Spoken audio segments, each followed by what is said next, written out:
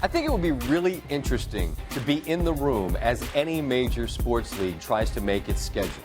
I really do. Think of how many moving pieces there are. Let's choose the NBA since that's where this conversation's going. You got 30 teams, 11 of whom share the building where they play with an NHL team. The Lakers and Clippers share the Staples Center with each other on top of sharing it with the Kings. And then you've got concerts at Staples. Every big-time act wants to play in L.A. Kendrick was just there last night. And you can only imagine the logistical nightmare simply from a facilities standpoint.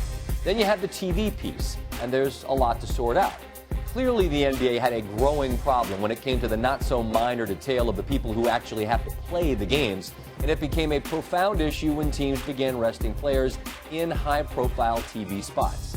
No secret that it impacted us a bunch last year, and frankly, we pay Adam Silver and the NBA far too much money to get primetime programming absent the stars that attract viewers. But Silver's a forward thinker, and steps have been taken to fix the issue. Players will still rest. It's a long season, but the most egregious scheduling has been scaled back. There will be no more stretches of 4 games in 5 nights. They've also reduced the number of times a team has 5 games in a week from 90 to 40. Now, you might be playing the world's smallest violin, but that's a tough week.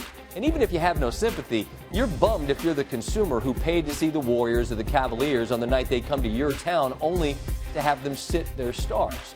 Also eliminated is the 18-game month, and I had never really looked at that, so I did today. For comparison, I looked at the college schedules of Arizona, Kansas, and North Carolina, 3 good teams from 3 well-known conferences, and I looked for the busiest month that any of them had throughout the season. Carolina had one 10-game month that was January. Granted, it's college against the NBA, but it's glaring to consider just how many more games the NBA is squeezing into the same window. The toll it takes on the product and the competitive disadvantage a team is in when it's playing its 4th game in 5 nights against a team that is on more rest is significant. Now, back-to-backs cannot be avoided, but they've been reduced by 40.